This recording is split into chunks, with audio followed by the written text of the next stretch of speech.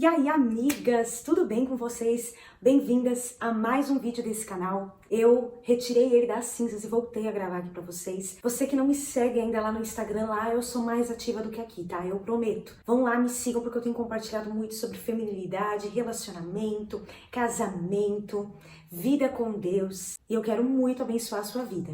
E pro vídeo de hoje, tem um tema que tem queimado muito no meu coração. Tema que Deus já me tratou muito. Eu tenho certeza que é de extrema importância compartilhar aqui, que é sobre emancipação. Você que é casado, que ainda não é, esse vídeo é para você, porque uma hora ou outra todas nós teremos que lidar com esse processo. Eu tenho visto muitos casamentos, relacionamentos disfuncionais, porque o marido ou a mulher tem dificuldade de passar por esse processo da emancipação dos pais. Quando Deus criou o homem e a mulher, e diz: deixará o homem, seu pai e sua mãe, se unirá à sua mulher. Eles serão uma família e eles se tornarão uma só carne. Deus diz isso para Adão e Eva, né? E nem pai e mãe Adão e Eva tinham. Por que Deus falou isso? Deus estava ali, estabelecendo um princípio para um casamento bem-sucedido, que é deixar pai e mãe. E quando eu falo de deixar pai e mãe, quero que você compreenda quais são esses níveis de deixar pai e mãe. O nível emocional, o nível geográfico, o nível financeiro e o nível espiritual. Como eu falo aqui sobre mulheres, né, principalmente para mulheres, quero dizer que quando nós somos solteiras, o nosso cabeça, o nosso pastor, o nosso líder, o homem que espiritualmente nos respalda é a nossa figura paterna. Mas, meu pai nem crente é. Mesmo assim, você morando na casa dos seus pais, você está debaixo ali da autoridade, da liderança do seu pai, mesmo que ele nem entenda nada disso. E a partir do momento que você se casa, o seu cabeça passa a ser o seu marido. Então, ele passa a ser o sacerdote do seu lar. Ele que tem essa função de espiritualmente estar na retaguarda, guardando o lar, pastoreando o lar.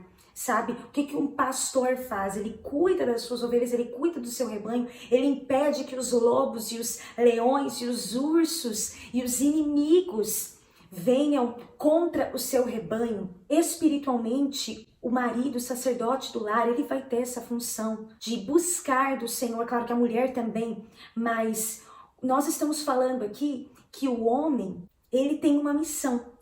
E o nosso papel como esposa, segundo a palavra, é sermos submissas à missão desse marido. Então, Deus dá a ele o quê? A visão. Deus dá a ele o sonho. E aí a mulher sábia, ela edifica o seu lar, ou seja, ela está envolvida na missão desse marido, ela está envolvida, ela está crendo naquilo que Deus colocou no coração do marido, então ela vai e ela edifica, ela constrói, ela coloca a mão na massa e trabalha em parceria com o seu esposo. Esse é um nível espiritual. No nível emocional, a gente está falando de amizade, a gente está falando de afeto, a gente está falando de carinho. Inclusive, a gente está falando do coração. Isso que quando o pai leva a sua filha até o altar e entrega para o marido, ele está dizendo assim: eu estou entregando o coração dela para você cuidar. Estou entregando as emoções dela para você cuidar. Eu estou entregando até os medos, eu estou entregando a alma dela. Tudo aquilo que consiste em emoção e em alma vai para debaixo do cuidado e do pastoreio do esposo. Sai debaixo da cobertura do pai e vai para debaixo da cobertura do esposo. O nível geográfico é muito importante, porque ela sai de debaixo do teto, de debaixo da casa do pai e da mãe. Esse sair, esse deixar geograficamente é muito importante, porque a gente não vai conseguir deixar emocionalmente, espiritualmente, financeiramente, se a gente não sai debaixo do teto. Eu sei que muitas têm a experiência, já tiveram a experiência de ter que morar com os pais ou com o sogro e com a sogra, e eu não escuto um relato de alguém dizendo que tenha sido 100% positivo. Né? Claro que cada um tem a sua história, que cada um tem os seus dilemas, não cabe a mim aqui julgar, mas o ideal é que saia geograficamente de debaixo do teto do pai e da mãe, e se precisar, até se afaste um pouco mais geograficamente para conseguir fazer essa emancipação acontecer. E um dos mais importantes que eu considero é o financeiro. Quando a menina é solteira, quando a mulher é solteira, ela está na condição de filha, apenas de filha, está no papel apenas de filha, ela não é esposa ainda, ela é provida pelo pai, pela mãe. Mesmo que ela já tenha uma carreira, mesmo que ela já trabalhe fora, mesmo que ela já tenha o seu salário, ela está nesse papel de ser cuidada financeiramente pelo pai, pela mãe, provida por essa figura paterna, mas a partir do momento que ela se casa, é deixar abrir mão dos recursos financeiros da sua família de origem, para então ela e o seu marido levantarem suporte para que possam então se tornar uma só carne mesmo.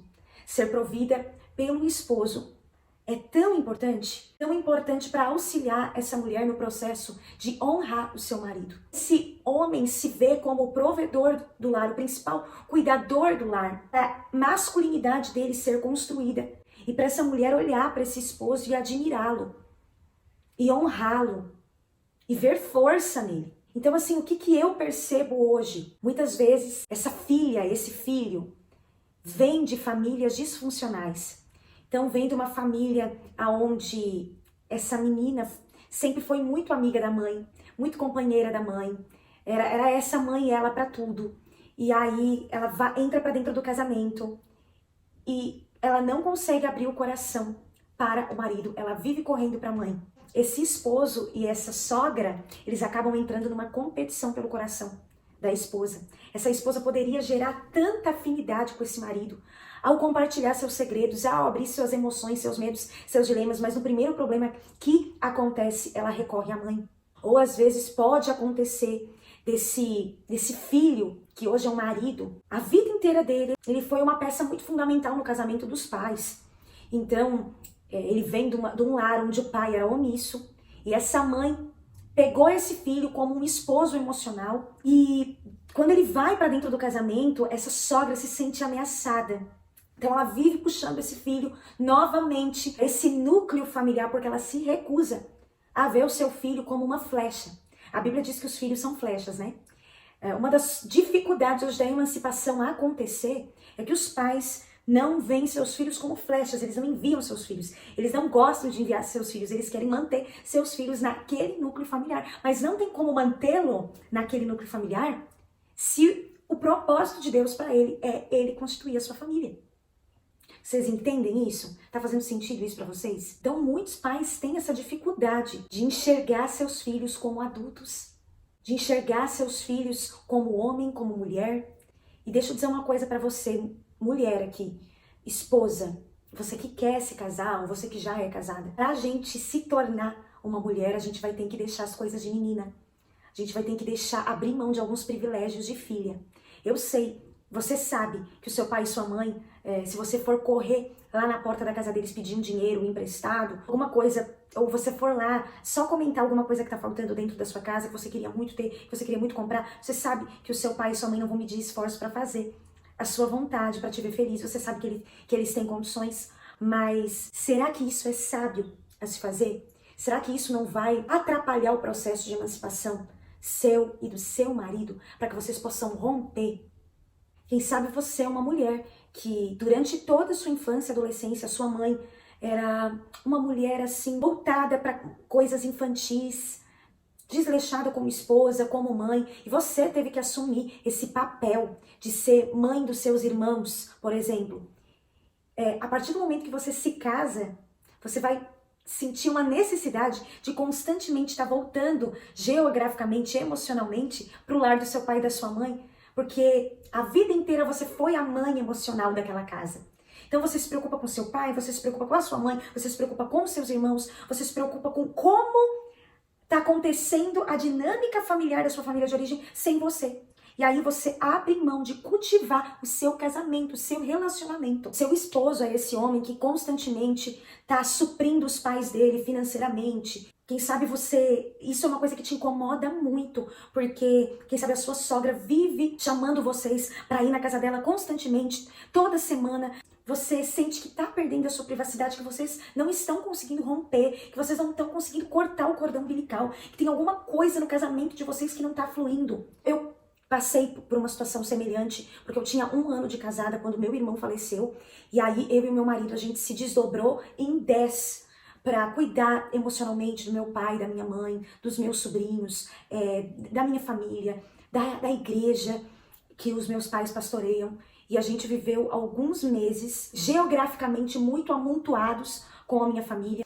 E foi um processo, assim, muito difícil. Até que o Espírito Santo falou comigo que eu tinha que parar de sentir pena dos meus pais. porque eu estava nesse papel de cuidar deles, o meu esposo Vinícius também estava nesse papel de amparar eles. O Senhor iria cuidar deles e que nós precisávamos voltar os nossos olhos, o nosso coração para cultivar o nosso casamento. A emancipação financeira, geográfica, emocional e espiritual tem que acontecer. Seu marido é o seu pastor, seu marido é o seu melhor amigo, seu marido é o seu provedor, ok?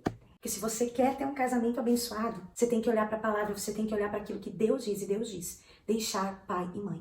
É importante. Envia esse vídeo para as irmãs da sua igreja, para os grupos de mulheres da sua igreja, para suas amigas, solteiras, casadas, não importa. Todo mundo tem que ouvir a respeito desse assunto, porque ele é muito importante. E vejo vocês no próximo vídeo aqui no canal.